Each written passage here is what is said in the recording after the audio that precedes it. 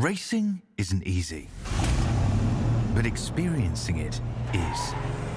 iRacing puts you in the driver's seat with the industry's leading sim racing game. Drive on laser scan replicas of the greatest racing circuits from around the world. Go head-to-head against other drivers chosen by skill-based matchmaking to ensure competitive racing at every level.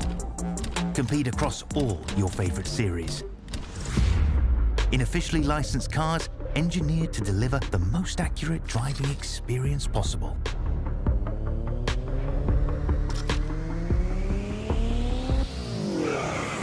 Join a race or host your own with players from across the globe. Race against the computer or in a league with friends. Feel the thrill behind the wheel.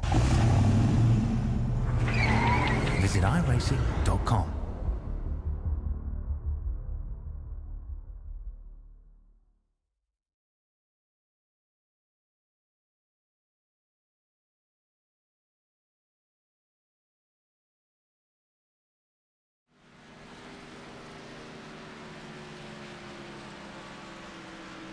Hello everybody, and welcome once again here to the High Velocity TV for the AWC Pro Series here at Chicagoland. Week 4 here for the AWC Pro Series, so lock in everybody and get ready for some good racing. Hello, my name is Christian Delgado, your lead producer and commentator for tonight's race here in Juliet, Illinois. And we'll get right into it.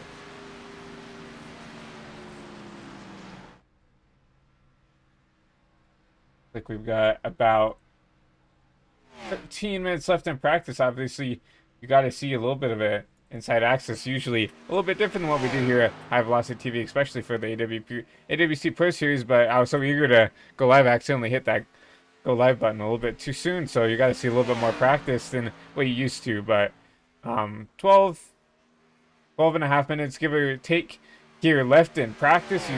Now we're on board with Brendan Reed in this number 57 machine. Brendan currently P7 in practice, but looking really sleek and nice in that target machine.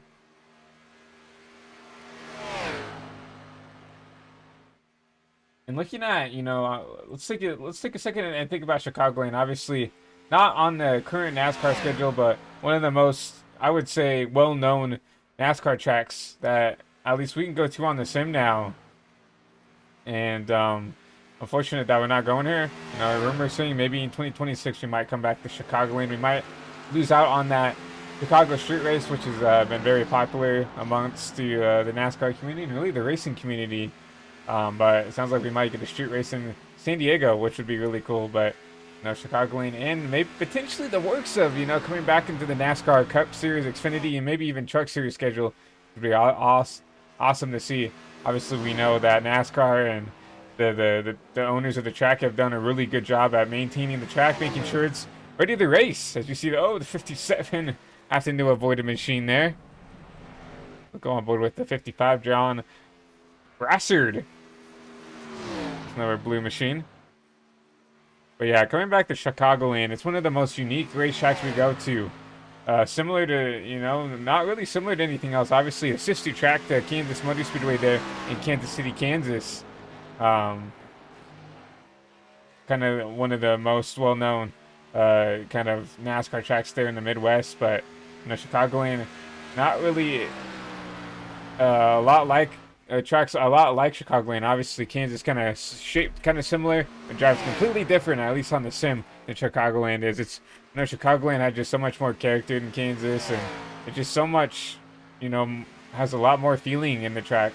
You'll see some of these cars go down here in the 3 and 4 and in the 1 and 2, and you can see the car bouncing up and down in the corners, just because of how bumpy it is. You know what? We were on board with John Brassard. Let's go ahead and take a look at him, maybe from the gyro cam.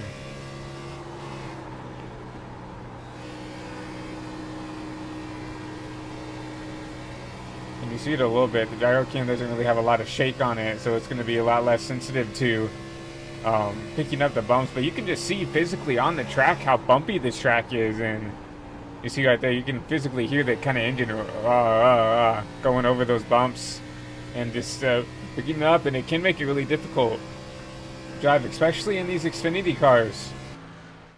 These Xfinity cars don't have the best cornering speed. You really have to pedal this car around these 1.5-mile tracks, and when you have a bumpy, abrasive racetrack like Chicagoland, it does make it a lot harder for drivers to, get a lot of speed out of the car. You really have to be disciplined and be stuff. You see right there, the 55 driving it just a little bit too deep in the corner. He's going to come up here and brush the wall out of the 3 and 4. And it's just something you're going to see all race long. So, John showing us what we might see quite a bit here with the race to come here. The Connor Martucci in this number 76 machine. Running some laps right now. P9 in practice. Maybe wants to get a little bit more speed out of that Mustang. You can see who he's going to get wide. Scrape the wall a little bit.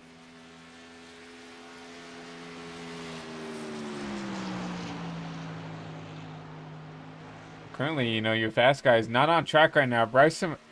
Kai McIntosh, currently your fastest in practice. Bryson Bird, P2.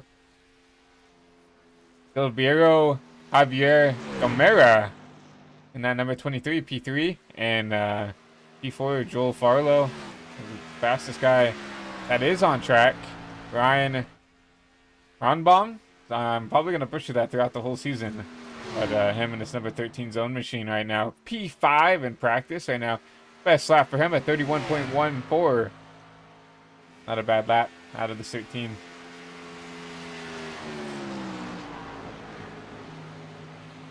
Now coming down to 8 laps of practice. 8 minutes, my apologies, left in practice. And I feel like this is where you're going to really start to see, you know, trying to see if maybe we can get a stint count. It looks like in practice it does not show how many laps these guys have ran. But I feel like this is, you know, these drivers had an hour of practice. So you saw, you know, I think a good 45 minutes of it in this before we officially started the broadcast, that I assume that you would see a lot more drivers come out here and do a long run. At least, you know, like a 20-30 lap run to see what this car is going to drive. Like, obviously, no stages here in the AWC Pro Series and no guaranteed cautions here. So, it's going to be interesting to see, you know, who's going to be good on this long run. I mean, this Xfinity car is about being patient, about keeping the tires underneath you and making sure you have the pace on the long run. You can be really quick and push this car super early. And I feel like it allows you to, especially with the new update where the car can get a little bit sideways and you can use up those rear tires a lot more. But when you start to use them up, it just really punishes you, you know, after, you know, 20, 30 laps. And within the abrasive surface like Chicagoland, just that the punishment's going to be a lot worse than you would maybe see at a Vegas or a Kansas or even like a Nashville super speedway, right? Where nice and smooth, it's paved, and it's not as abrasive and as bumpy as somewhere like Chicagoland that we're at tonight.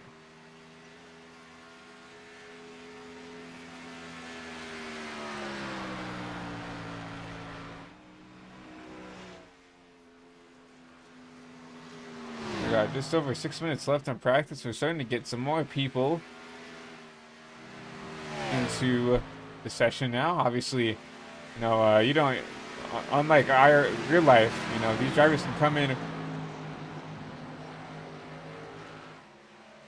whenever they want in the practice. I guess that's kind of the same in real life. I guess you know, drivers don't have to practice, I guess, in real life, but you know, they at least have to be out on the track versus in iRacing. As long as you're here, even, you know, during qualifying, you can load into the session. You don't have to be here at all. You can just come in here and run. So you're starting to get a couple people loading into the session right now. We have some people loading in. Looks like Jake Scarborough, your league owner, loading into the session as we speak.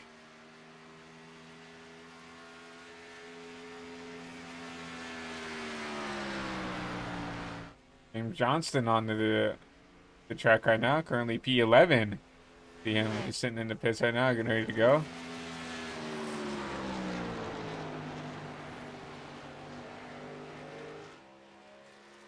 See Martucci right there in the 76 once again. Has not really been able to get more speed out of this car, and I don't really.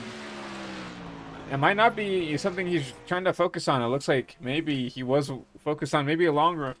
Like I said, obviously timing and scoring does not show us how long some of these drivers have been on track. Looking at this 24 of Joel Farlow. See that Sim Racing Expo right on the hood. Something really cool that, you know, I feel like is something that isn't talked about a whole lot. We'll go to the rear chase right here. This is the Sim Gaming Expo. You know, I'm glad to see that, you know, the U.S. started to getting some dates there. You know, back in the day, it used to be just a kind of a European thing where if you wanted to go out and interact with your sim racing comrades, I guess if you want to call them, you'd have to go overseas. At least if you're in the U.S. or in Canada, Mexico, wherever, right? It's super hard to get there, but now we're starting to get some dates here in the U.S. You know, there's one in Texas, there's one in Chicago, and more popping up. So you see dual with that sim gaming expo on the hood. So super cool to see someone representing that. Something really unique here. With 3.5 minutes left in practice, we have quiet racetrack. No one out on track right now, so we'll go ahead and go out here to you blimp cam, your Goodyear blimp cam, and show you around this beautiful racetrack here in Juliet, Illinois.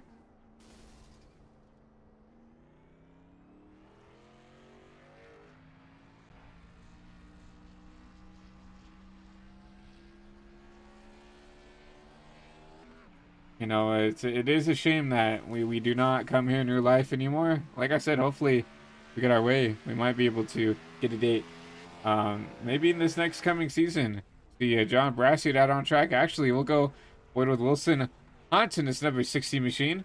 Coming on, making his first laps in practice here with about 2.5 minutes left. Timer set.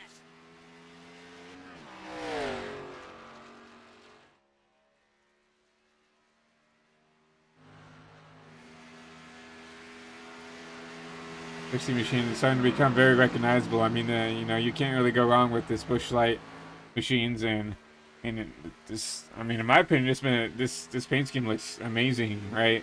One of my favorite schemes in the league, at least, and not trying to show biasy, but it's a nice looking paint.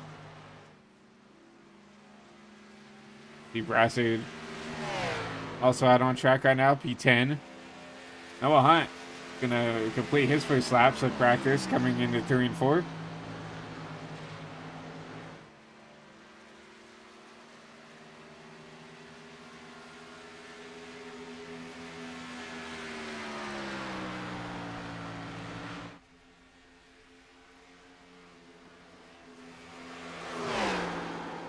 Oh, you see the 60 super sideways. Can he save that? Trying to. Locking it down. What a save. Because he'll probably go down there and try to get some new tires on that thing. We'll go and grab the 55 as he comes by. John Brassard again, once again in this Chevy truck season machine. Minute left in practice, so you're probably going to see maybe some quality runs here. And he can get maybe 1, maybe 2 laps in. No, definitely just 1. So let's see what he can do here. It looks like he is pushing pretty hard. Oh, he's going to get a little loose out of the corner. Gonna definitely lose a couple tenths right there. 55's going to drive it in here. Try not to wash up the track too much. See him have to lift out of the gas. Keep it off the wall. Coming to the line. Look in this 55 run.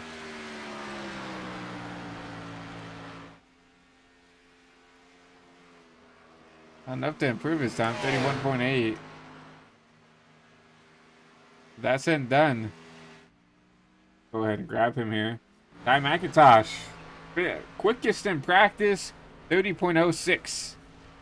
No, 30.84.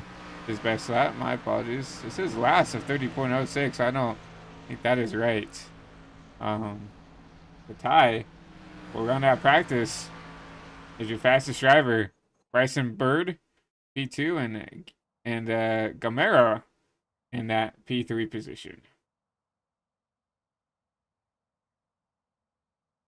See the track state change a little bit as we get into qualifying. That's super. One thing that I think is really super cool about the sim with iRacing is that you can give these custom track states for qualifying and into the race. Like we can practice during the day, qualify during the evening, and race at night. I think it's just super cool that you can do that on the sim. We got Bryson Bird out on the speedway in that number 53 machine. We'll be the first guy to look at here.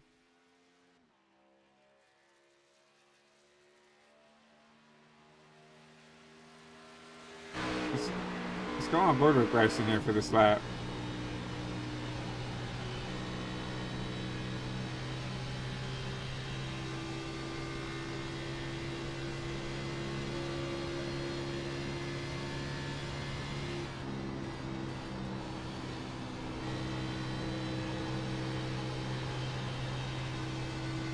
being pretty smooth with the inputs. You can just tell by the way this car is driving.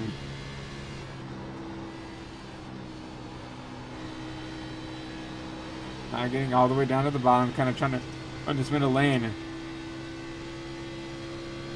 Bryson. 30.7. Not a bad lap.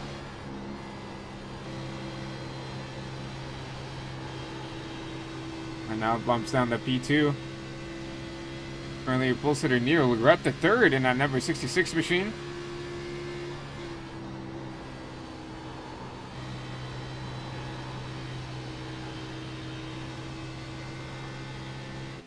See Bryson trying to get everything he can out of this machine. Does he improve? He does. 30.16. That is your pull for now. Neil with not the best. Did not want to do that. Ty coming out of 3 and 4. To complete his first lap.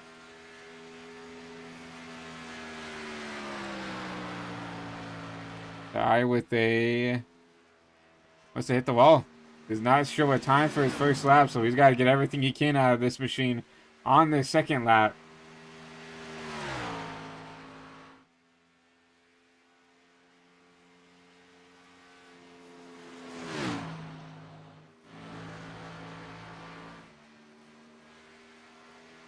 Coming out of 4.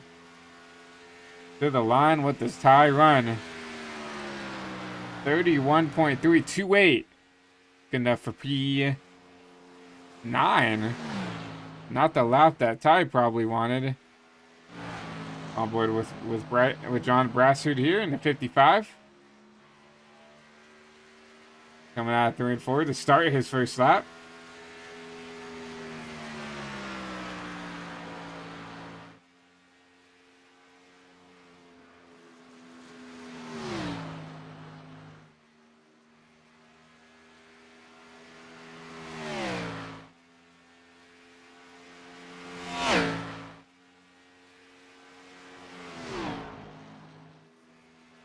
I'm going into 3 and 4. Gonna cut the apron here. See what he can get out of this. 30.7. Good enough for P9. We got one more lap to try to make something out of.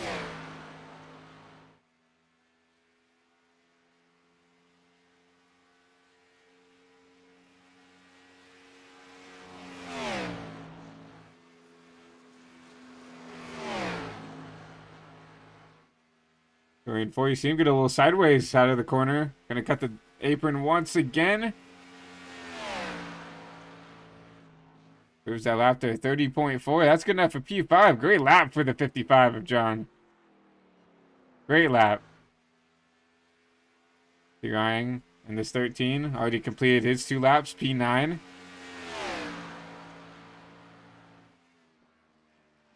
Never mind. That was the second lap. Up the way to P2 at 30.29. What a lap by the 13 machine.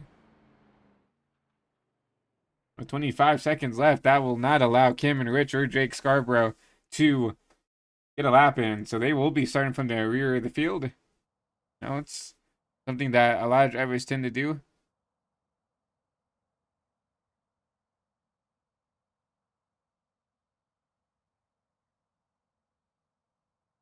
And honestly, sometimes I do not blame these guys for wanting to start in the back, you know, especially at these tracks that do have, you know, kind of a handling issue. It is, you know, sometimes for the best. Look at your race results or your qualifying results. You see Joel Farlow, Ryan Rambam, Bryson Bird, Neil Rett, Taylor Giroux, John Brassard, Ty McIntosh, Wilson Hunt, Roberto Javier Gamera, and Brandon Reed, who top 10 qualifying. Well, we will wait on these drivers to get in their cars. Once again, we try to explain to this as much as we can to the fans that might not, you know, watch the sim or racing in general, right? These drivers do have a lot of tools in the toolbox to go out and before they start the race to adjust the cars and adjust everything. Obviously, they are on a fixed setup, but they do have a lot of tools that they can go out of their way to use to make the car drive a little bit better for them, maybe.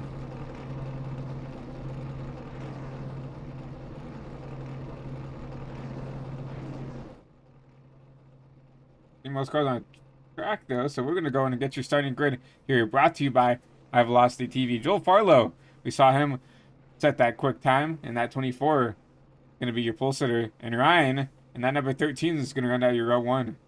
Row 2, Bryson Bird with Neil Rutt. Great lap for him. Gonna be your fast 4 here at Chicagoland. Row 3, Taylor Giroux with John Brassard, and that number 55 gonna be in P6. P7, Ty McIntosh with Wilson Hunt, rounding out your row 4.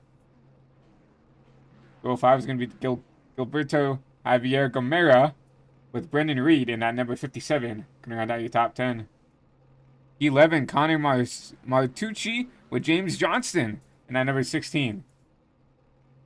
Cameron Rich in the number 17 is going to start your row 7 with Jake Scarborough, going to round out the field back there in P14.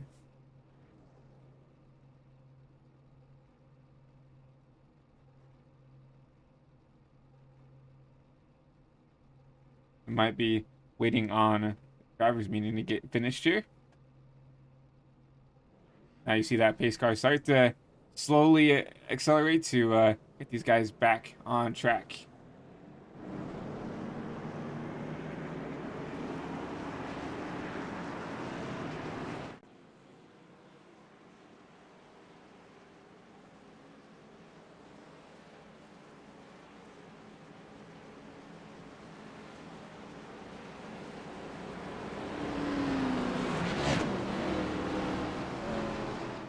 Looking at your race weather for tonight's race.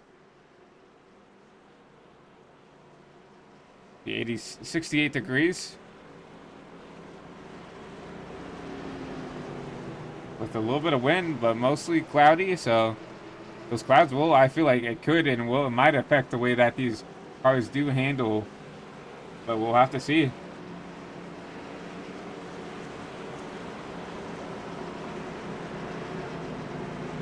At your track pack surrounded by Delta the Eagle design. Obviously a 1.5 mile track here in Juliet, Illinois, with banking 18 degrees in the turns with 11 on the straight.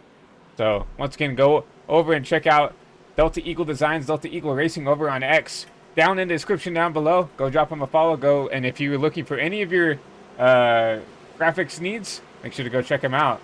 But pace car took the hard left. We're green here at Chicagoland.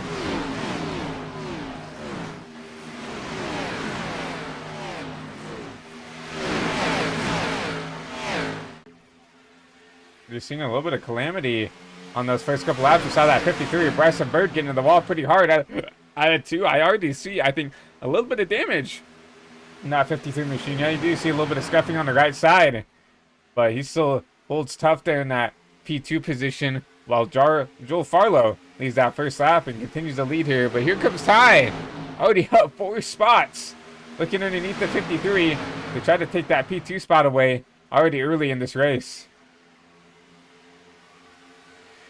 We knew that Ty probably didn't have the lap that we thought he had the pace in. Obviously, fastest in practice. I think just maybe overjudged what the car could do in qualifying, and just had to back it off to make sure everything worked. But you already see that driver all the way up into the P3 spot. But we do have a battle for the P4 position back there. I would say P3 through P4 and P5. See that number 66, Neil Rutt. Starting where he was. The 53 in the wall again is still going to wreck. Bryson Bird up in the wall. Oh man. That 60 with lots of damage. Something you hate to see here early in the race. No fast repairs for these drivers, so you know that's potentially a race ending already here on lap 4. Go ahead and take a look and see what happened. Take a look at Bryson Bird in the 53. we already see calamity already happen. So once again, Bryson driving it in pretty deep on the top. Looks like he's gonna push tight, get into the wall. Unfortunately, nowhere for that 60 machine to go. Oh, Wilson Hunt, my apologies. Gets loose, spins it down the track, and honestly, figured he'd hold the brakes here, but just kind of lets it go up the track. And here comes the 53 of Bryson Bird once again. Wow, I think that was the 17 of Cameron Rich. Getting by that. Let's go on board with Cameron. That was so close to being a race ender for Cameron.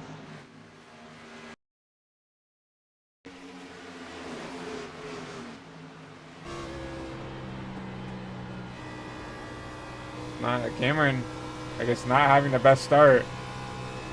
Already back here, way off the pace. We know Cameron's a fast driver.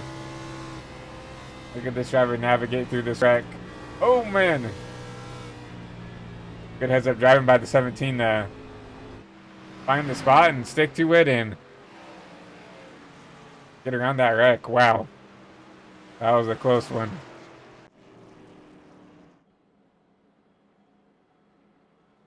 But that's it and done. We're already under caution here on lap 6 of 100.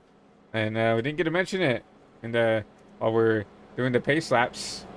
I mean, it's 100 laps, and we already have some guys potentially out of the race early on lap 5, right? You figured that, you know, obviously I understand trying to be aggressive and get in track position, but I feel like I preached this a lot here with these AWC Pro Series drivers. These guys want to go up, they want to be aggressive, they want to make up spots, and feel like consistently, you know, the first couple laps that we've broadcasted here for these guys, it's always been like this. You know, we go a couple laps and we wreck, and you know, with only 13 drivers in here, we can't really afford to, you know, wreck a lot of these drivers out, because obviously we want to put on a good show for you fans at home, but obviously if there's not a lot of cars left because of the wrecking, it makes it tough for us in the booth to entertain you guys. It makes it hard for you guys to want to stick around, and it makes it hard for these drivers to want to continue the race, right? It's just kind of a, you know, the circle of life right here when it comes to calamity. So hopefully these drivers can, you know, maybe show a little bit more patience, show that maybe that they can, you know, not do that. You know, there's still a lot of race left to go, and it sucks that we already have, you know, 2 drivers, Bryson Bird, still down pit road. I mean, I think he was maybe a favorite to win this race. And you see him still down pit side, trying to get some damage fixed.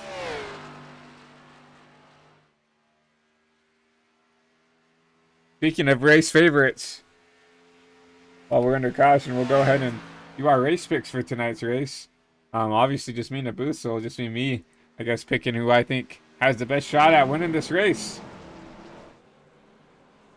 I think that 45 is in a really prime position to get it done. You know, Ty hasn't been able to win here in the Pro Series yet, but has shown speed basically every week, and just has either gotten caught up in something or has made a mistake here. So keep an eye out for this 45 to potentially come out here and steal a win. But you saw that pace car take a hard left off, and the 24, Joel Farlow, is going to lead us back to green.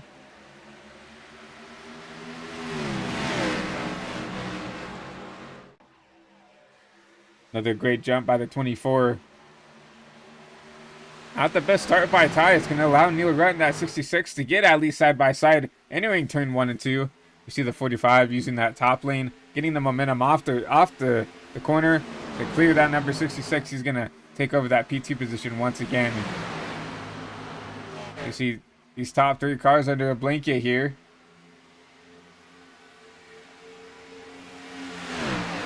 We're tucked up right behind this number 45. 45 is going to try to use that bottom. Going to slide up. He's going to clear for the race lead.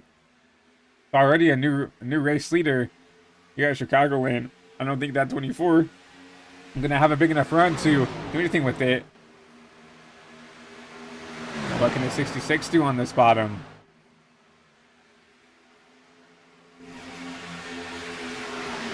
Oh, I think the 45 barely got him at the line. So yeah, give that lap to the 45 of Ty.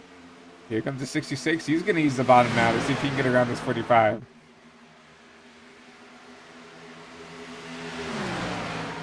'66 cannot get around the 45, but he will slide up in front of the 24. 24 in the wall.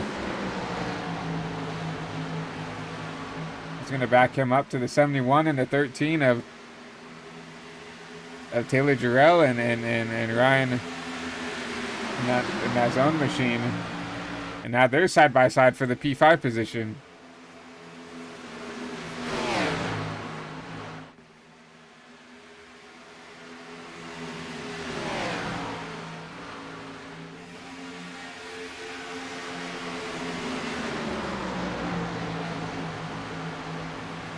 Oh, the 71. Looks like he hits the apron.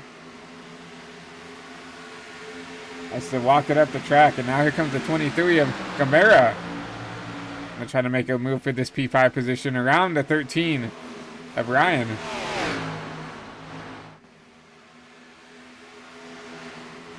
They're trying to make a move.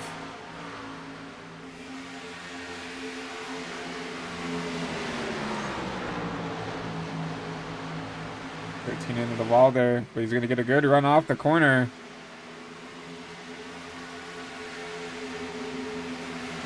Gonna get the 13 at the line. Start lap 13. Alpha Elite starting to spice up the 66 all over the back end of this 45.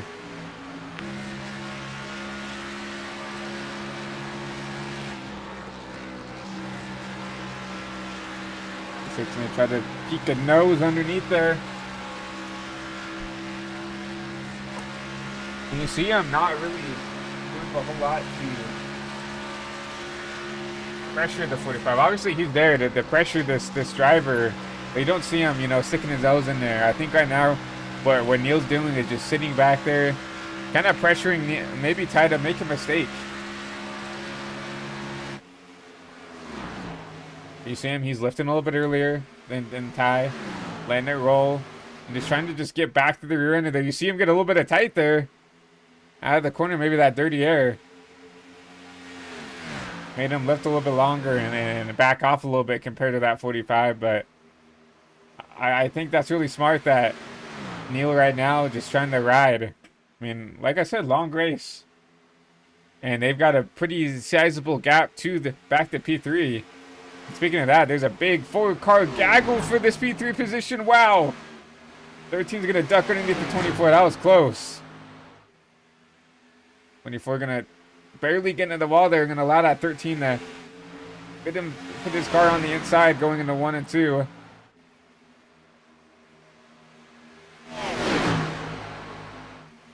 $13 not going to be able to get up there side by side at a 1 and 2 for the P4 position.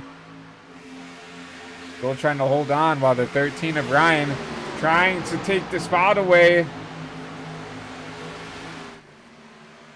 That's twice in the 3 and 4 now that they've gotten really close to making contact. And here comes Gamera in that 23. While these two try to battle it out, it's allowing these other guys to catch back up. Look at Cameron Rich back there in that 17 machine. He was all the way back, way off this pack. And now with them racing hard, it's allowed even him to catch up to the tail end of this field now. 3rd through 7th, all under a blanket. 17, driving in, gonna try to get around the 23. Makes the pass and might be able to make the pass on the 13. Give it a 2-for-1 combo there in turn 3 and 4. They're gonna look to maybe make up some more spots here into turn 1 and 2. Almost 4 wide. Wow. 3 wide, bouncing off each other.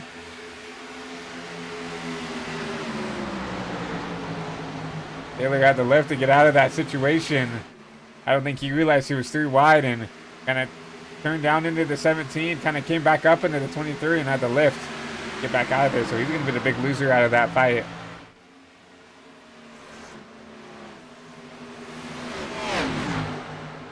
Look at this. Cameron Rich was in the back of this pack.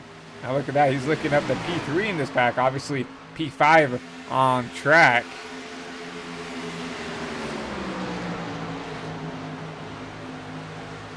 to take that P4 spot away from the 16 of... Oh, the 16. My apologies. That is the 16 of James Johnston laps down. Just a part of the pack there. It's going to put Cameron Rich up into the 4th place spot. Now we're going to run down this 24 of Joel Farlow. Going to get him around for the P3 spot. And this 17 is on rails right now. Currently, your fastest driver by almost 0.2 of a second. 0.2 quicker than your leader. And that battle for the lead has started to dissipate as Neil Rutt, up here in the 2nd place spot, has slowly started to fall further and further behind, tying that 45. Actually starting to get ran down not only by that 17, but also the 24. So it's going to be a 3-car race for this P2 spot in a matter of a lap or two.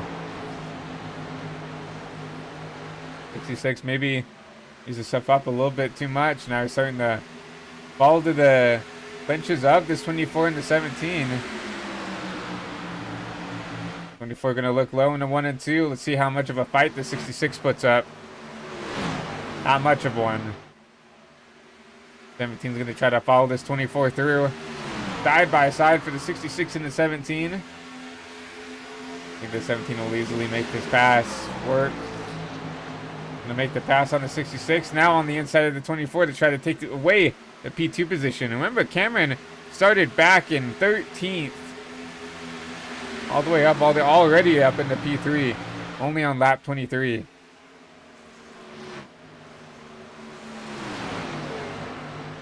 Now I'm interested to see what Cameron's tire wear is going to look like throughout the run, because obviously he had to drive through the field to get where he is now, versus maybe some of these guys who either lost the handling or maybe are just intentionally not driving it as hard as maybe Cameron and Joel and Ty are.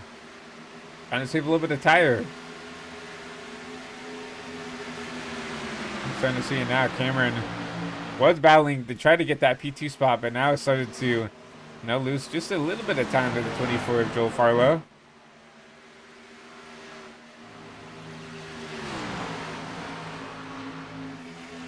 So within striking distance of the 24, if the 24 makes a mistake, but not trying to get side by side, or either Cameron did use this stuff up just a little bit too much, or he's fine just kind of sitting back there and riding for now. He's like, hey, I'm in P3. I got the track position now. I'm going to sit back here, save myself a little bit. Maybe we'll try to move up through the field once again, but side by side for the P4 position. The 13 of Ryan's going to make that move happen. Here comes Gamera. Underneath the 66. 66 starting to drop rapidly through the field. Unfortunate. Neil looked like he might have had a good car, but maybe used up the tires a little bit too much, starting to drop through the field. Maybe, Neil's just trying to do a hyper aggressive tire save here. Obviously, we talked about it in the pre-race. It's super easy to burn the tires up here in this Xfinity car. Maybe Neil just trying to back off his pace. Maybe he has a lap time that he wants to try to hit. And a lot of these guys maybe just trying to go a little bit harder. But I feel like Neil, he's one of the only drivers who aren't really having an issue when it comes to, plowing off the corner and getting tight or anything. I feel like he is really just trying to save his stuff.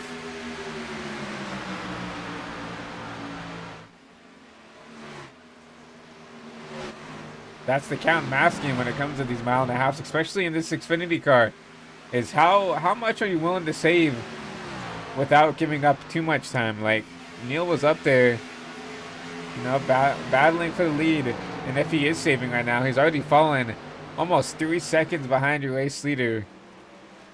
So when does that tire wear equal out? As you see now, green flag pit stops underway.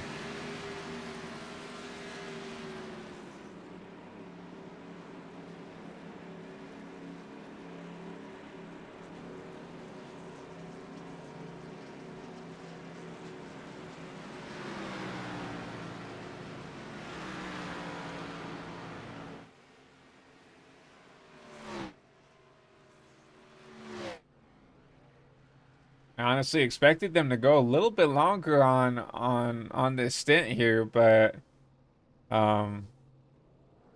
No, I guess whatever happens, happens. You see the 24, the 45, and everybody down pit road. Cameron Rich now coming down pit road. See Gilberto down pit road. John Brasser decides to stay out on track. Gonna lead some laps here.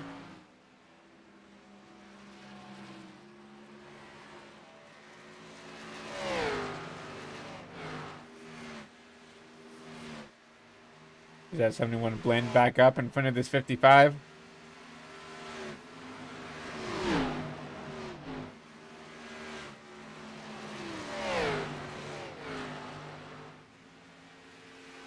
And how long will this 55 stay out on track?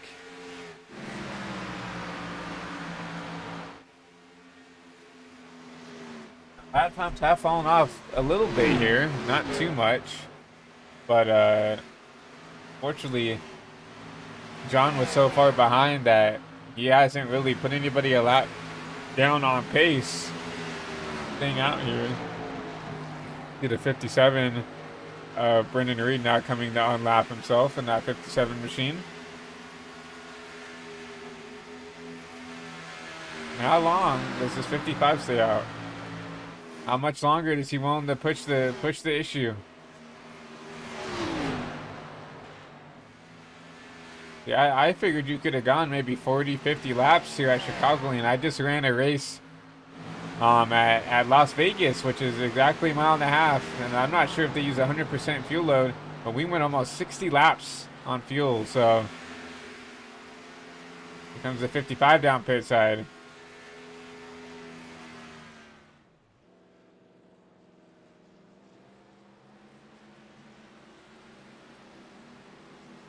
We'll come down, take some fresh Goodyear tires.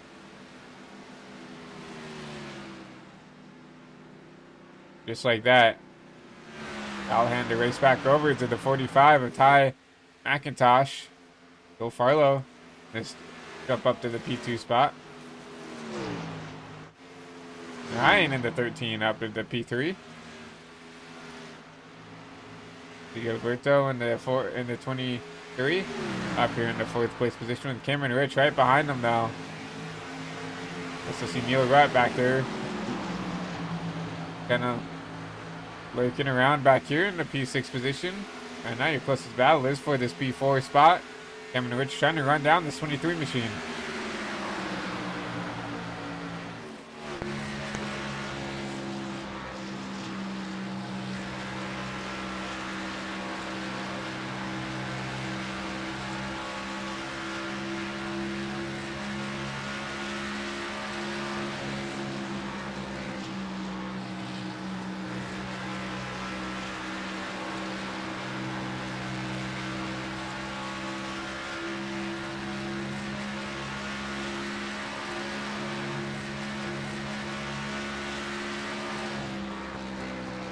Running a little bit of a higher line. Here comes the 17. To make the pass on the 23. He's going to move him up into the P4 spot. Cameron Rich back up to P4. Cameron Rich not the stop he wanted though. 40.8 from entrance to exit. This is everybody else. Joel Farlow with a 38 second lap, so 2 seconds quicker. In and out of pit road. Mistake maybe out of the 17 cost him 2 seconds on pit road. I mean, that's 2 seconds on track, right? And now Cameron was starting to slowly kind of reel in, and the rest of the field now are all the way back 6.5 seconds behind your race leader, and almost 2.5 behind your P3 driver of the 13 zone machine, who runs in third.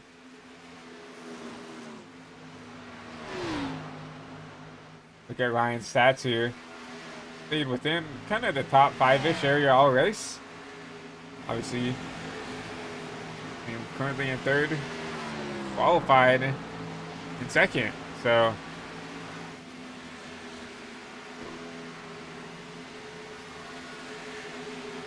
good run for this 13 for now.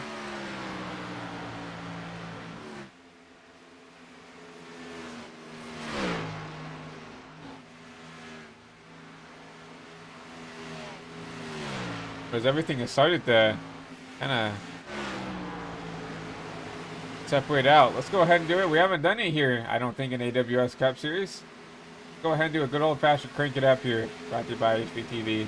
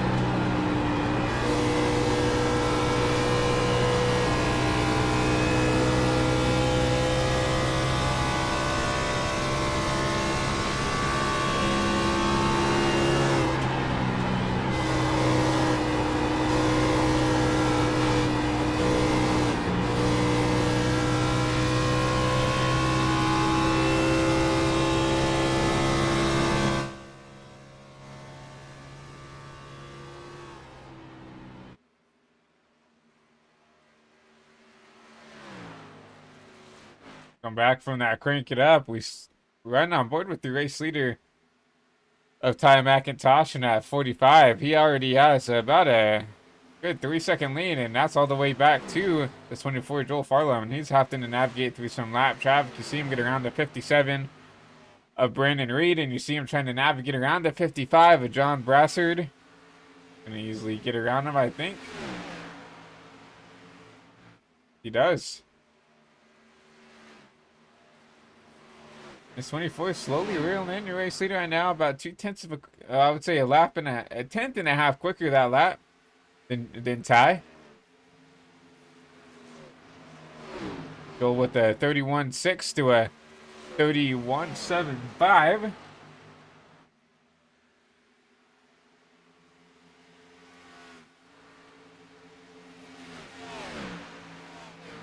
So 45 laps complete. We're starting to enter that halfway territory.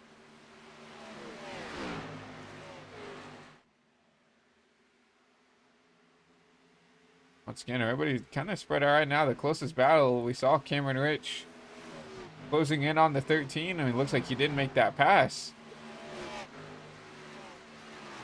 Let's see if Ryan can continue to keep up with the 17 machine, but Cameron looking like he does have some pace.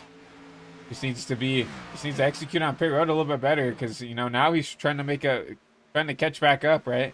Remember, he came out 7 seconds behind the race leader. Has brought that down to 4.5, so doing a pretty good job trying to run this leader down, but is not the fastest car on track. That goes to the 24 of Joel Farlow. We talked about it earlier. Joel kind of in a rhythm right now, running a consistent, 31.6s. I say that. Runs a 31.7. But you see the pace starting to slow down because I running a 31.8. Saw Cameron when he's one of the faster guys on track. Maybe a little bit of a mistake, but ran a 32 flat. Almost 3/10 slower than some of your other lead lap cars. That's allowed the 13 to get back in and make a battle for this P3 position.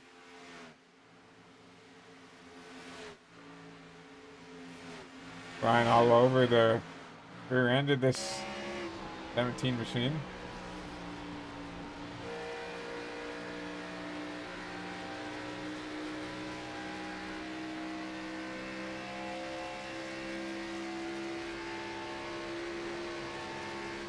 See the 13, you see he's running a little bit higher than the 17 is, which gives him a little bit of a better run down the corners, but ooh, you see the 76 almost getting the wall there.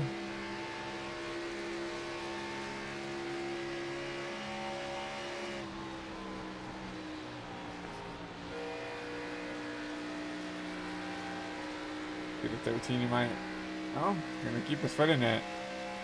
I'm starting to see that the 13, he's trying to pedal it around the whole corner, really. You see, I feel like the 17 is a lot more smooth. He's backing up his entry. I just feel like, oh, you see the 17 hit the apron. That's going to, put the 13 in a bad spot. It's caution.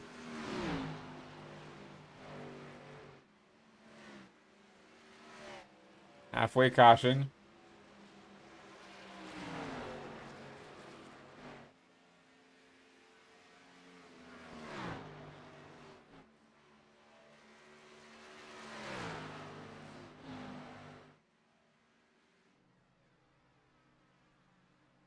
I believe maybe. Let's go back and make sure there wasn't a wreck here.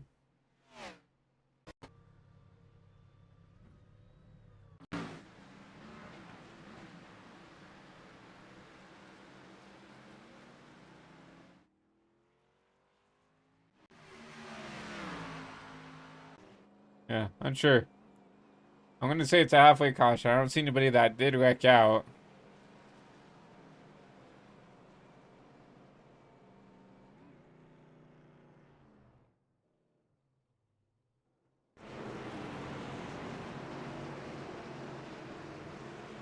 Some cars down pit road, you're going to see most likely all these lead lap cars come down pit side.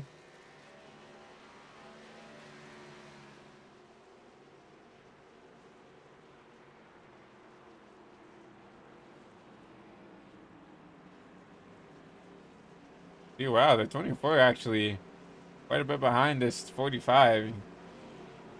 Like when I come down pit road, you can really cheese, I guess, if that's the right word for it. Cheese the pit speed to try to at least get up to the rear end of that 45. But remember, this 24 does have the first pit box. We'll see if he can gain any speed there. You see the 76 back there having an issue getting into his box. See the 45's off.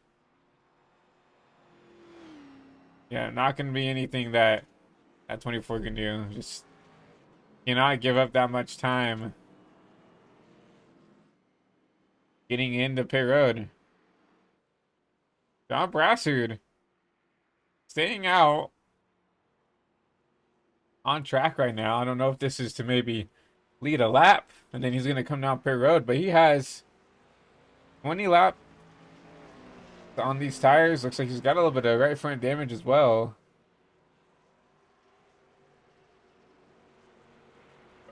He's on the apron.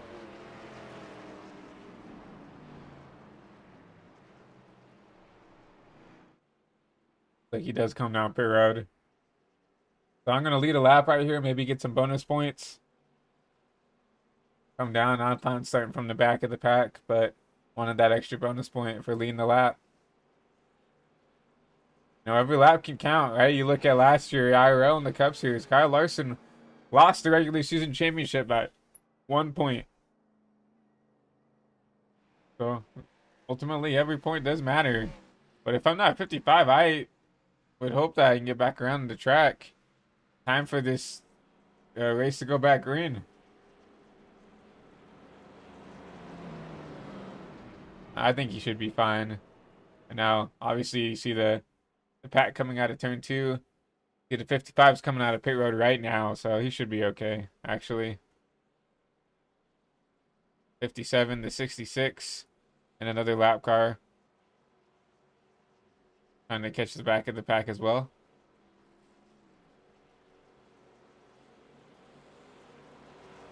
Well, 50 laps complete now. What, 47 to go here. So this race is slowly starting to wind up. Oh, you see the 57 catching up to the back of the pack. Now 45, 24. Toyota Ford front row. Chevy Toyota locks out that second row. This 45 will lead us back to green. We're back green here from Charlotte. Chicagoland. Apologies. We just ran to Charlotte back in the Legacy Sportsman Truck Series for the Crown Jewel Racing League. So, and I got my T's crossed right there. Not a good jump by the 24. Not at all. He falls back to P4. Is now the 13 of Ryan. Making some headway.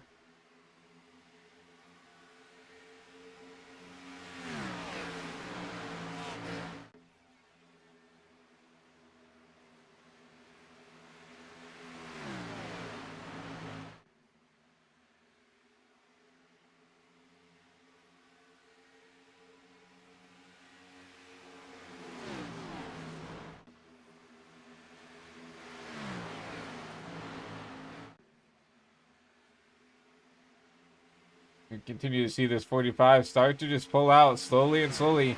Well, I mean, there's a reason why I picked him for a favorite to win here. It's just, I feel like Ty has always had the pace to go out in there and go out there and dominate a race or go out there and win. But there's always been something that will affect his race. He'll get caught up in maybe lap traffic, getting caught up doing something and just, you know, having just the worst luck possible. But now I think he's starting to show why he can be a potential threat to potentially race for this championship.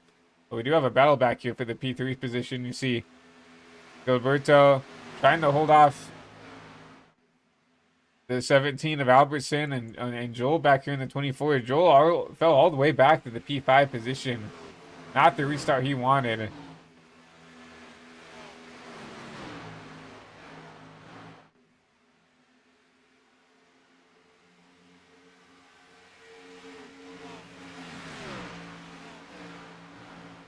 Oh, you see the 23 in the wall a little bit.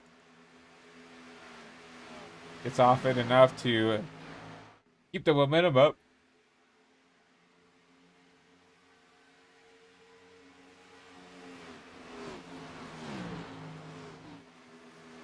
This is the closest battle on track. See the 13 actually starting to slowly drift back to this third car pack. Starting to see that 13 zone machine in the foreground of some of these camera shots. Right now, Ty is continuing to put down the fastest laps on the track right now. 30.4 for the 45 versus a 30.5, 30.5, 30.5, and a 30.5 for the rest of the top 5. Coming to the line, 30.5, 30.7, 6, and 7 for the top 5. You see Cameron all over once again the rear end of that 23. Showing that he wants to try to make a move down the line here.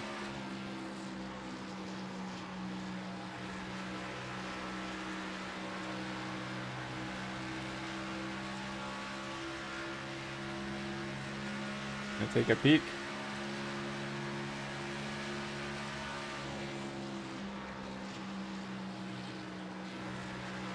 Gonna make that pass work.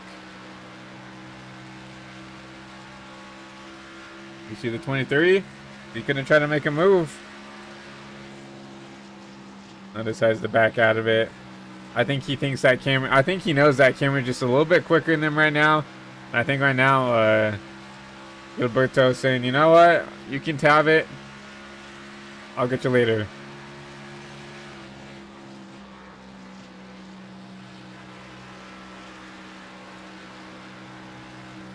Gilberto's got a tail full of this number 24 though now, Joel.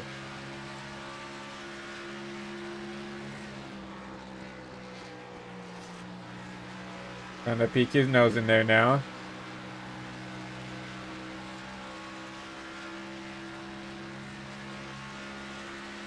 He's there.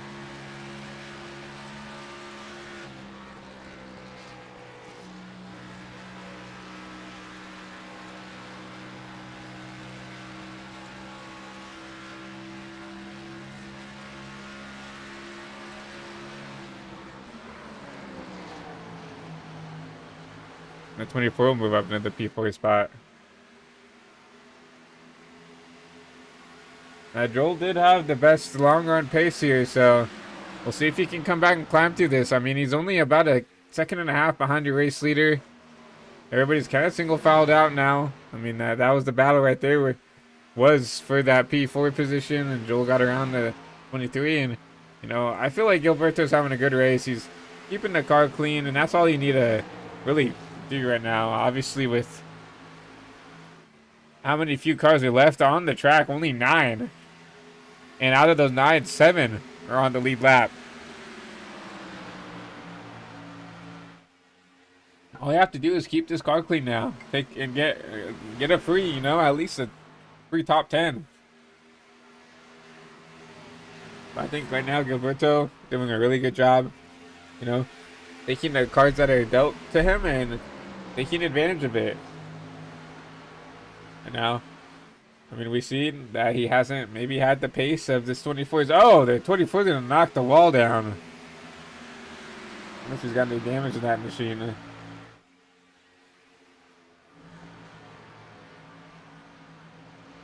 See as he comes around, going into turn 3 and 4 if he's got anything.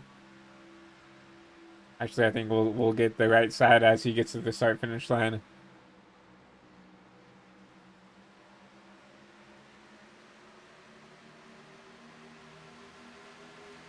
Yeah, nothing on the side of that 24. Expecting maybe a little bit of damage. Nope, nothing.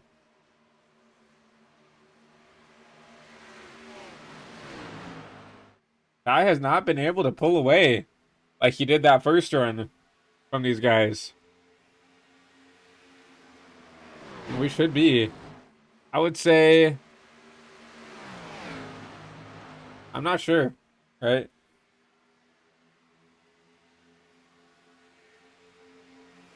I'd like to say that they can make it on fuel.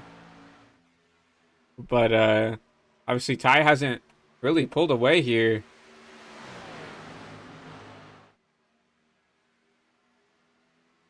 And lap times have slowed down just a little bit. 31.7, 31.6, 31.6. And here, no, really, no saving.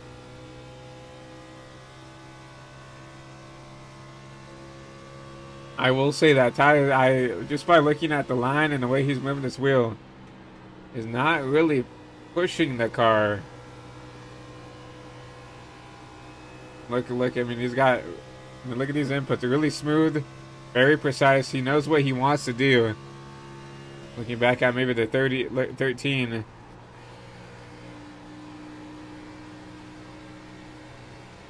Yeah, maybe pushing his car a little bit more.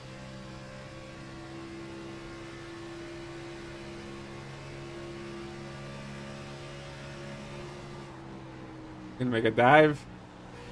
45. We're gonna run off the top though. You see, you hear that 13 have to lift. And with that, here comes the 17. 17 trying to do a 2-for-1. Gonna get clear of the 13. Not gonna be able to get to the 45 though. 17 with really good defensive driving, not allowing that 13 to use that momentum to cross him over. 17 goes a little bit higher than that 13 does, allows that momentum down the straight. Going to clear 13 for P2. Now looking at this 45 for the lead.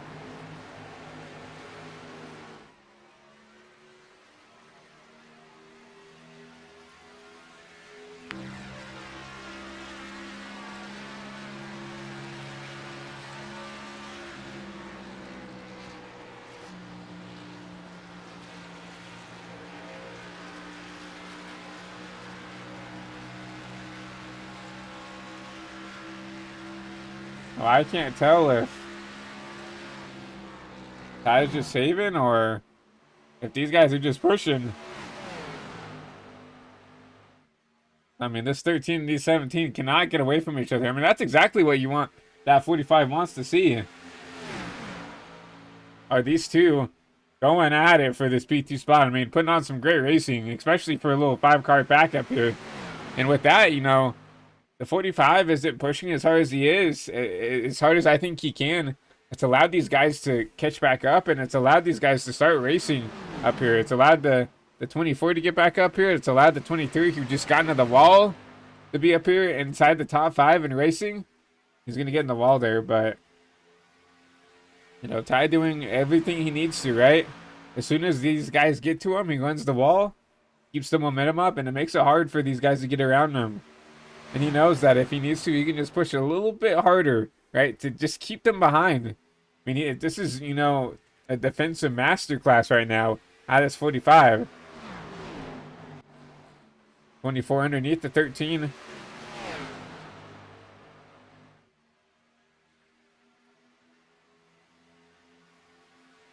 Gonna try to make this move work. And he does. 13 gonna try to peek underneath, not gonna make it work.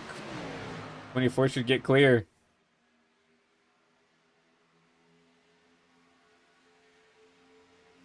That 23 making a look underneath the 13. Talked about it. Maybe the 13 maybe did use his stuff up a little bit too much. Did you see the 17 down pit road? But maybe they cannot make it on fuel. So Cameron Rich, the first person to come down here. 25 laps to go. He's going to come down and take some good, fresh Goodyear tires. Now, how does everybody else respond to this? 45's got a little bit of a buffer now. Here comes the 23 down pit side.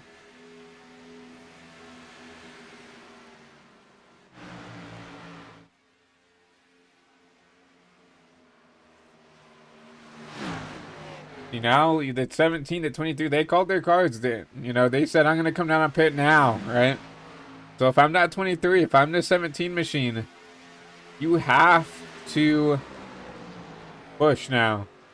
You got to push. You have the fresher tires to get as big as of an advantage you can with these fresher tires, right? Once you pit first, you have to use up the tires. You cannot sit and tire save and hope, right? Comes a 24 down pit road, a 13 down pit road.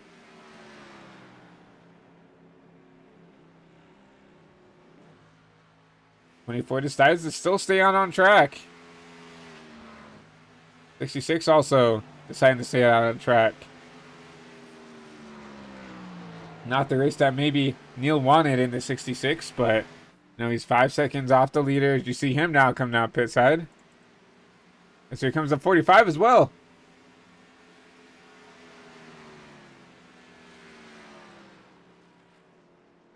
Oh, the 71 down pit road as well. So you look back. Neil coming out. Here comes the 17 and Neil. Cameron Rich right here.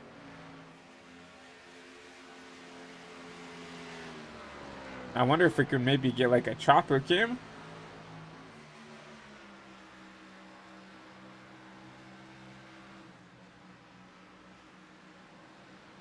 Here's the 17. There's the 45. Right there. We just passed the 45. The 23 is going to go down to 25. And so is the 24. But the 45 has the fresher tires.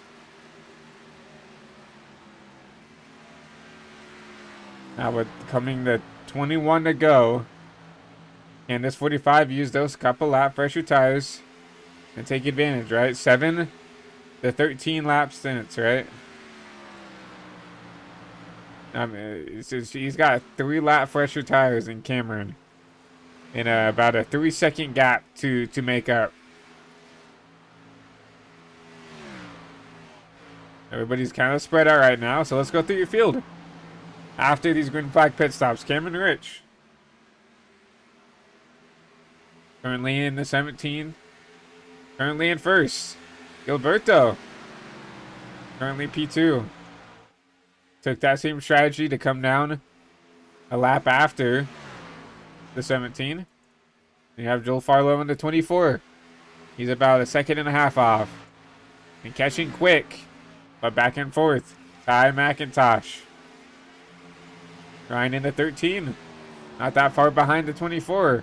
Pitted with the 20. No, pitted a lap before the 24. I mean, a lap before the 45. My apologies. So probably not the best case for him that he already has someone on pressure tires ahead of him. See Neil back here. 14 seconds off the pace, but got the freshest tires actually. Along with the 71 of Taylor.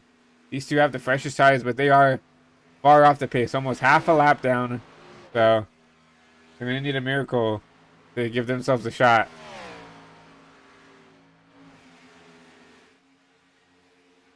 But everybody's spread out right now. 17 with about a 6/10 lead.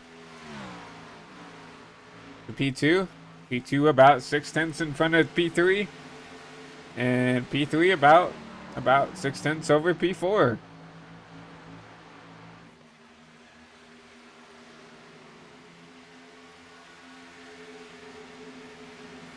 So how it's gonna be? Who can stay out? Who can save the tires? Who can take advantage, right?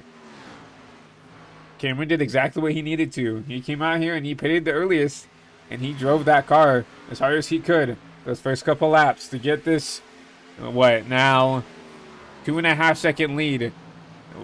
Now at 1.5 second lead, actually, to Ty, right? And Ty's back there, starting to run down the 24. Now 16 laps to go, and only 1.5 seconds to make up. I mean, Ty is in a really good spot. Really good spot.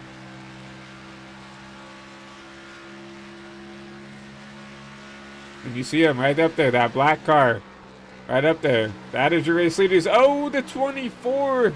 Trying to race this car hard. Joel is not going to make this easy.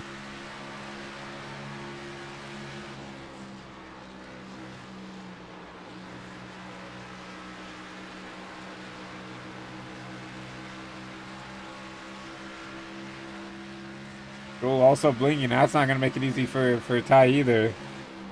Oh, he's going to get into the 24!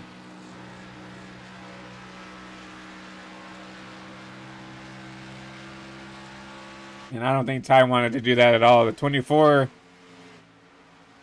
I mean, that's the 24's race right there. You see a lot of damage to that right front. And I don't think Ty wanted to do that. The 24 didn't really do anything to him. I think he just trying to be aggressive, driving it in there. Got into him. But if you're Ty now, you have to put that aside. You gotta go run down this 23. And if I'm this 23 now, you know, I think I run this 45 even harder. You see, well, I just saw the guy that he tried to battle back behind there. He just dumped him, right?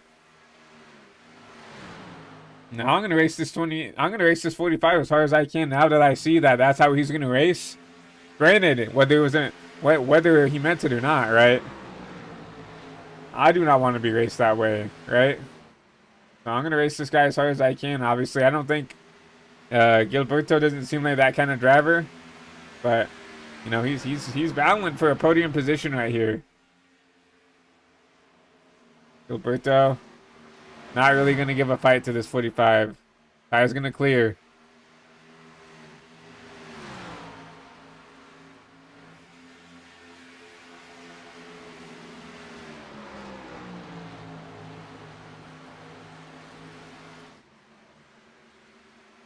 And now the 17.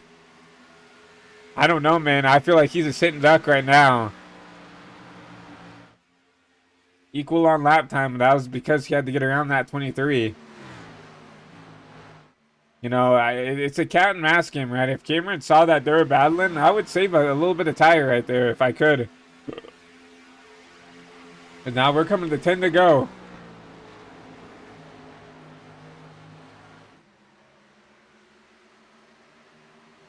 And that 45 is quick, and he's catching you very quickly.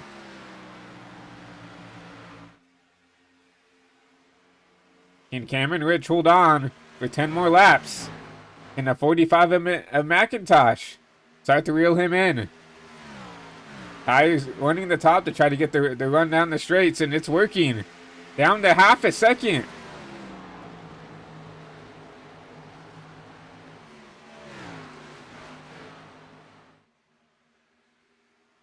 Nine to go at Chicagoland.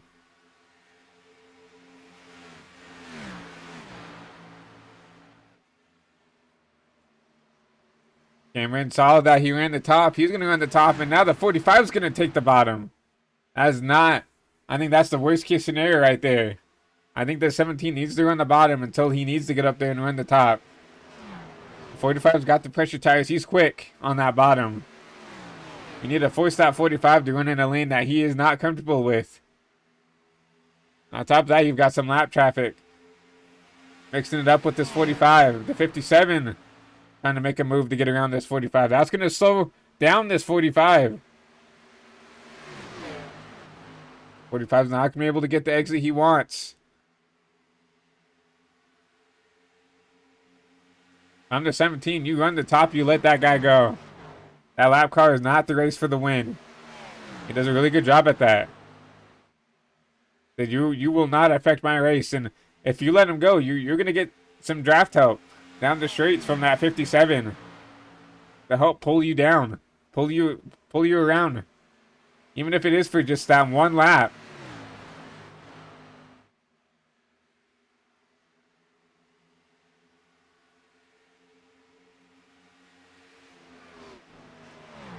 Does the 17 have anything left in the tank to keep this 45 back?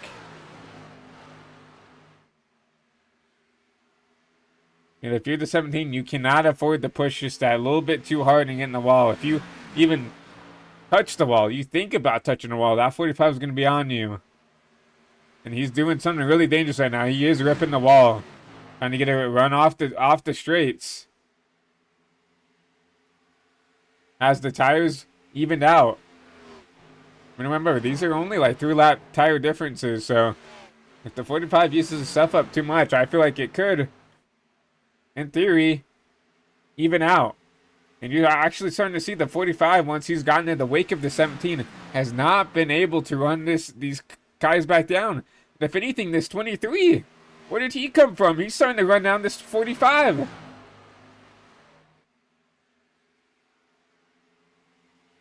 Gilberto starting to get into the picture here with 5 to go.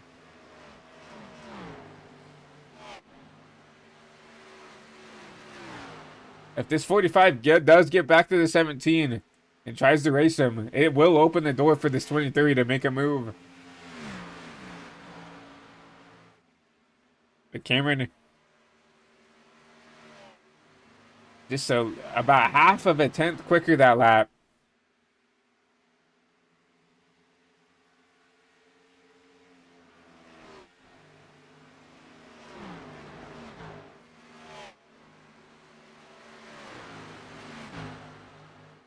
Like I said, once that 45 got to him, has not been able to get back.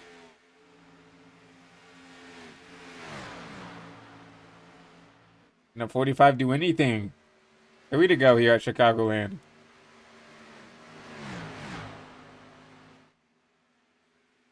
'45's into the wall. That might be all she wrote.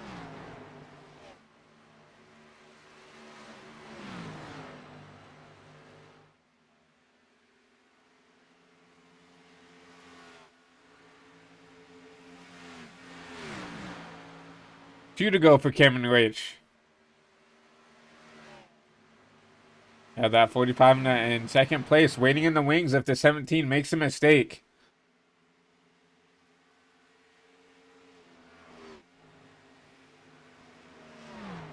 I'm going to turn 3 and 4 to take the white flag. Have Arnita Flagman with that white flag in the air. White flag, 1 lap to go here at Chicagoland.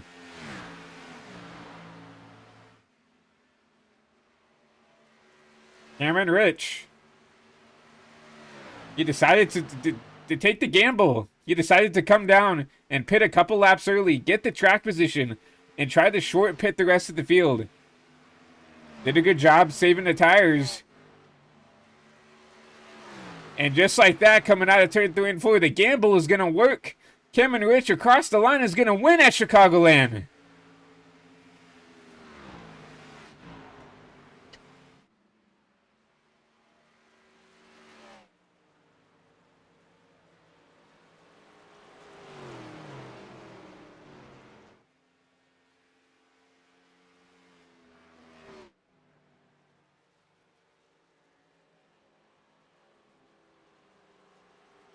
What a strategy by that 17 machine.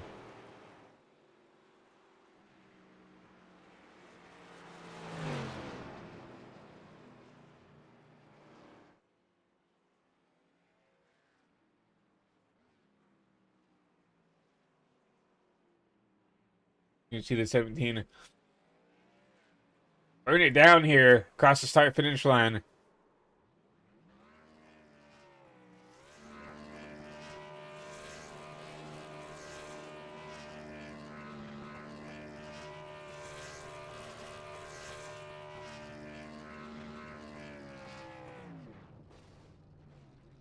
See that teammate and Neil Rutt come and burn it down with the CV8. Congratulating him on this win, man. What a race. I mean, that was fun to call. That was fun to watch. You know, granted, we only had 14 cars show up. Only 13 take the grid. Only 10 take the grid, my apologies. And they still put on a hell of a show.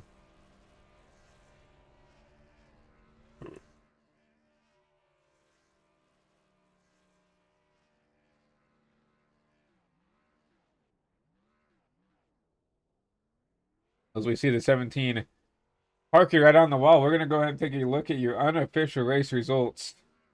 Brought to you by High Velocity TV. See Cameron Rich, victorious here at Chicagoland. Ty McIntosh, so close, man. My race pick just could not get back to the 17 in time to come and get it done. Gilberto Javier Gomera, what a run for him. Almost steals P2 away from Ty. Ryan in that 13 P4. Joel Farlow P5. Neil Rutt in P6 in a number 66 machine. Taylor Jarrell in the 71. And Connor Martucci are gonna be in P8. Brendan Reid P9, and rounding out your top 10, John Brassard in that number 55 out early. P11, James Johnston, Bryson Bird, Wilson Hunt, and Jake Scarborough. Gonna round out your field here at Chicagoland. But we're gonna get ready and talk to your top 3 podium finishers here right after our word from our sponsors over at iRacing. And we'll get ready to get you guys some interviews. We'll be right back after our words from iRacing.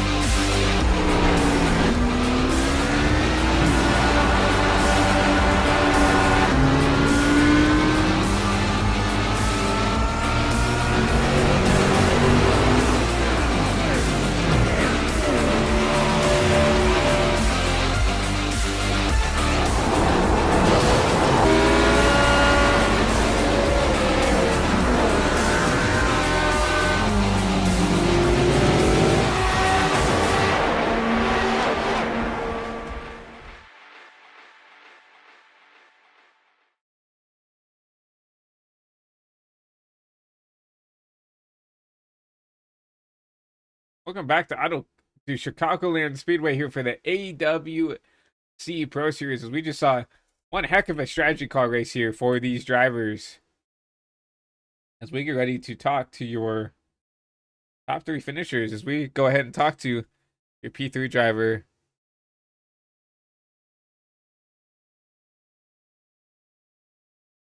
Actually, we do not see your P3 driver. There he is. Go ahead and grab him. Hey Gilberto, it's Christian up here in the HVTV booth. You got a copy? Well, what a finish for you. Coming home P3. Definitely an interesting race. We had I think only one or two cautions tonight, which was surprising and good to see. But besides that, kind of ran in the top five all race, and then there at the end, you guys had to come down pit side to top of on field, get some good fresh Goodyear tires on there, and you were able to drive up into the P3. So just walk us through your race and walk us what that how that all went to be to get you up here in this podium spot. For the race all night was just to take it easy on the tires. Some of the guys are really good on a fast lap, and I just could never really match them without ruining my stuff. So I felt like if I had any pace, I could try to keep up with them. If not, I just slow down a little bit and try to save my stuff. And the cautions did help out a little bit with me saving some of my stuff and battling with some of the guys there, like with the 13, Ty, Cam as well. And I mean, overall, it was still a fun race, regardless of like the field size. I've always loved this track, and a bunch of people on here seems like they enjoyed this track pretty well too. So it was just overall a really fun night, and very happy to come away with a third place.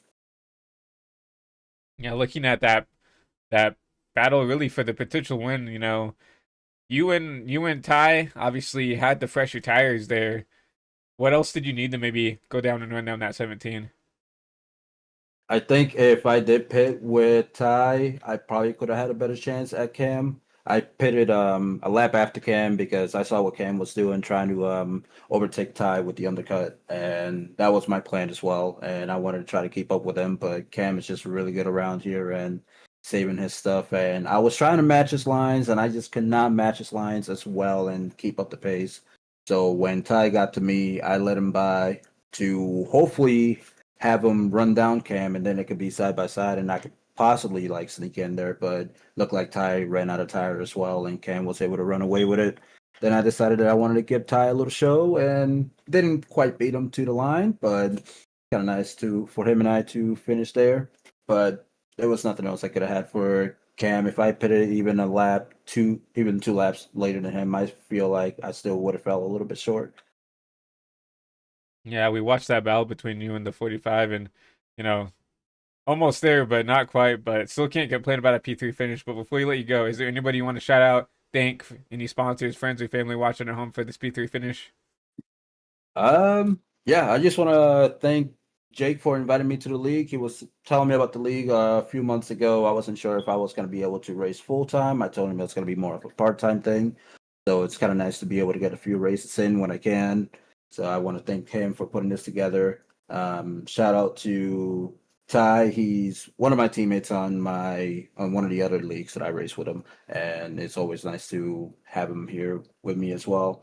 And shout out to you guys for always putting on a great show on the broadcast. Can't wait to watch the replay on it as well, and just enjoy the rest of the night.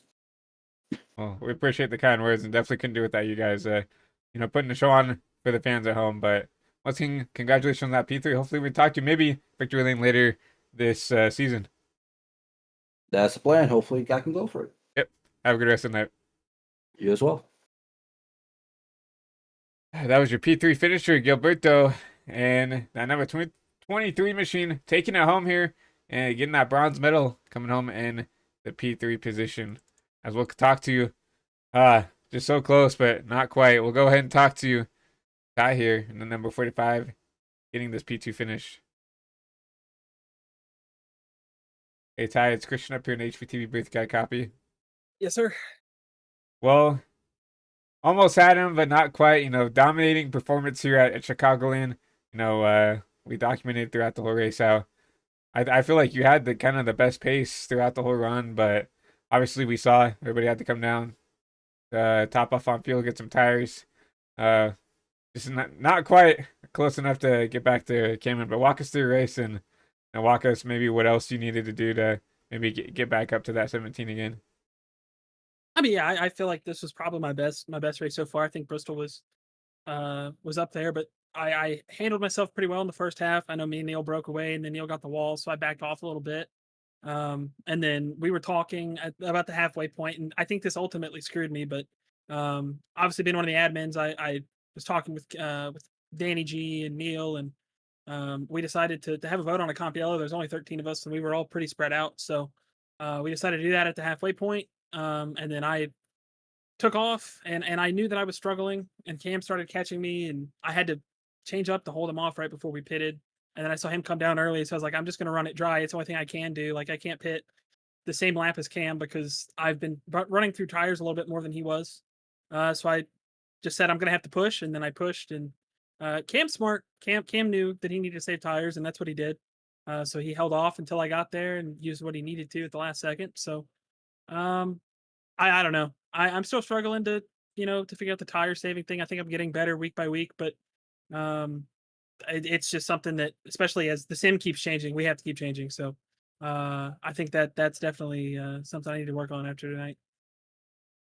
Yeah, I mean it's with this Xfinity car, and as you mentioned it, with the sim changing, with all these new repaves and reskins, it just it keeps us all on our toes, not only as racers, but as here in the broadcast booth.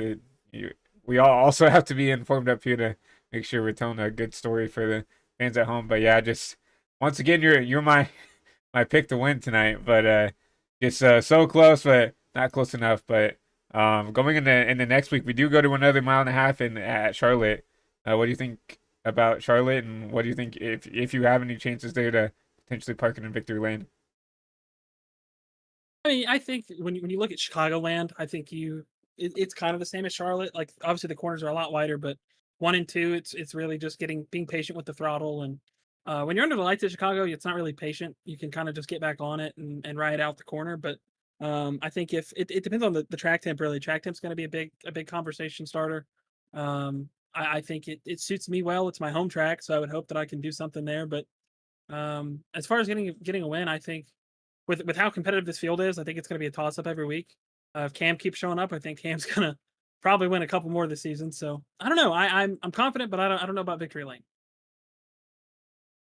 Well, we'll see. I mean, there's always anything can happen, especially at Charlotte. We've seen that plenty of times. But before we let you go, is there anybody you want to shout out for this P2 finish? Any sponsors, friends, family watching at home? Yeah, I want to thank Free White TV, Traders Brewing Company, Binks Designs, Weekend Woodsman, Batflip Entertainment. I know David's the team owner for South Shore, and I was hoping to get him a victory tonight. He was hanging out in the Discord call with us, and then he had to leave. But you guys are putting on the show. I know Jake's going through some stuff right now. I know everybody's trying to get here, so hopefully we get the field count back up. But everybody that was in the Discord, Zach, Neil, Dakota's been spotting for me these last couple weeks, and he's been a huge help. Everybody that helps me gets better, man. I appreciate it every week, and again, thanks to you guys putting on the show. I appreciate the kind words, and like I said, hopefully we can talk to you, maybe, even if it's not victory lane, maybe back here in a podium spot next week. I hope so. Yep. Have a good rest of the night. You too, buddy. Thank you.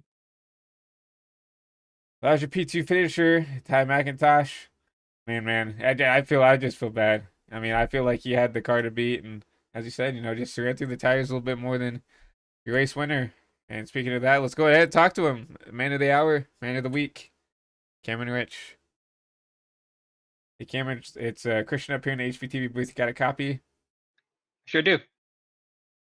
Well, yeah, I felt like you were, didn't have the best qualifying effort and kind of just drove back up through the field within the first 20, 30 laps, and really showed that you were going to be one of the guys to reckon with for this race win. But, walk us through the race, walk us through that pit strategy, and walk us through what, in your mind, you had to do to keep that 45 who was charging hard at the end behind you there to claim a victory here at Chicagoland. Yeah, we had a bit of a short field tonight, so that's a bit unfortunate. So I was like, why not just make it a fun last to first challenge? I didn't even qualify. Um, and Chicagoland is really hard on the tires, so I figured if I just kind of ran a pace that's a pace at the beginning of the race, that it would kind of fall into line, and it kind of did. Um, Early caution threw it off just a little bit, but the fuel run was about 28, 29 laps or something like that. So really, that made the strategy pretty easy, splitting the race into 25 lap halves or 25 lap, I guess, quarters basically, because it was 100 laps. But I tried to stretch out the first run a little bit to see how that worked, and I actually overshot my pit box a little bit, so it put me behind a little bit. About I think it was 4 or 5 seconds behind Ty. Um, the comp caution, I don't think it really had a bearing on the race. I think the restart afterwards, where I was on the outside and the car in front kind of just waited 6 years to go, hurt me more than the caution did. But we were able to get back up there and fight for the win. And the last pit stop, I pitted really at the very edge of the fuel window and kind of just saved my tires as hard as I could as soon as I came out of the pit, because I knew Ty was going to have the tire advantage, and of course he's going to be fast. But just lock in, run as fast laps as you can without buzzing the tires, and it all played out. So that's pretty cool, and it was really cool actually to go from, I think, being one of the worst statistically AWC drivers, because I had a hardware failure uh, at Daytona and Bristol, so I haven't finished a race yet. But it's cool. It was cool to go from one of the worst statistic drivers to having a win. So, GG on that, I guess.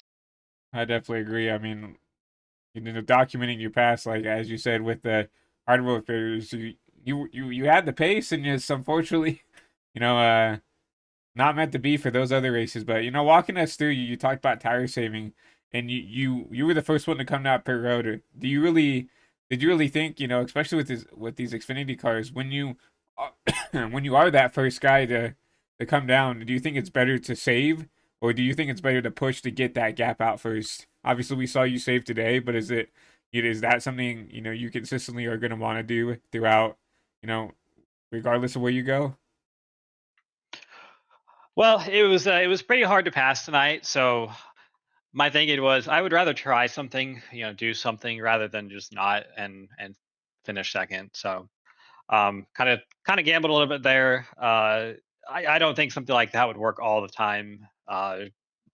Especially at a track like Atlanta or something, you really have to stretch out. Like old Atlanta, you have to stretch out your tire run so far out because it's so high deg. But I think I just the short kind of fuel tank helped a little bit, and I think I was able to hit right at the edge of where those tires were falling off hard. So yeah, I mean it was definitely starting to push a little bit there at the end, but yeah, I mean always I would always want to do something 10 times out of 10 rather than just settle for second.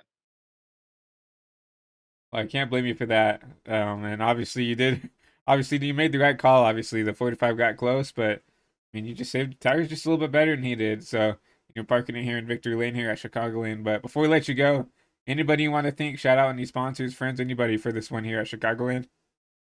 I want to thank Redux, Alpha Redux, Jake for putting the race on. I hope we get a few more next week. So you for broadcasting, and I think that's about it. I'm not sponsored by anybody except for myself. So I guess thank you all the viewers if there were any tonight. Hope there was something to watch. I think there really was, and you talked about the the driver count. I feel like despite of only having about 10, 11, 12 cars show up, you guys did put on an interesting show here, especially when it came down to the end here with the tire strategy. So it was definitely a fun race to call, but hopefully with Charlotte next week, it's another mile and a half, so maybe something that will play in your wheelhouse. So maybe we can talk to you back here in Victor Lane next week. We will see. Thank you, Christian. Yep. Have a good rest of the night. You too. Yep. That was Cameron Rich, your race winner for tonight's race, and I mean, like I said, like I just told Cameron there. I mean, despite the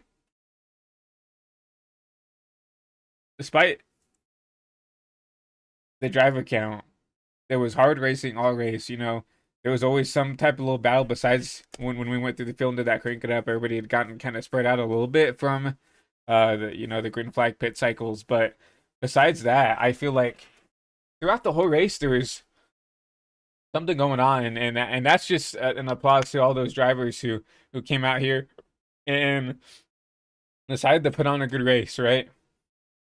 That's really hard to do when you only have, when you have like less than 20 people. It's hard to do here, and that just really shows the talent the drivers have, and how well each other know each other, right? Obviously, we know that Joel probably isn't going to be happy with getting shoved out of the way by Ty, but knowing Ty, I've raced with him, on occasion, and I know that's not the way he wants to drive. Obviously, he didn't really bring it up in his interview, but definitely I don't think that's something that was intentional. Obviously, we saw the 24 blinking a little bit, so could have been some net code. We didn't really go back and look at it too much just because it wasn't a caution. So, but yeah, to everybody that's still here, I guess it's time to wrap up the broadcast for tonight.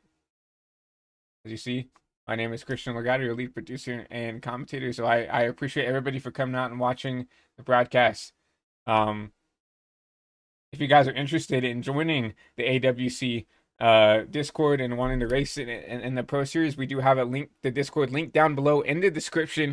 If you want to join the Discord, just be a part of the community. We also have the Discord to the High Velocity TV Discord. If you just want to join the family, we're a pretty small broadcasting network, a pretty small group of guys. If you guys are interested in just wanting something broadcasted or interested in broadcasting yourself, right? We're definitely trying to expand and grow and get some new guys in there. So feel free, even if you just want to hang out with some of the guys there in the HVTV family, be sure to hit that Discord link. And also down below, if you do not mind, go in and drop in Delta Eagle Designs a follow. He does a lot of our graphical work here and does a phenomenal job. So if you guys are looking for paint schemes and your graphics works, make sure to go over there and reach out to Delta Eagle or Andreas down there on X, and he'll definitely get you taken care of. And once again, thank you, Andreas and everybody over there with Delta Eagle Designs for all the work they do here for HVTV. But besides that, guys, once again, you're watching the AWC Pro Series here at Chicagoland Speedway here in Juliet, Illinois. Hope everybody has a great rest tonight, and you just watched a AWC Pro Series broadcast here on HVTV. Hope everybody has a great rest of the night, and we'll see you guys soon.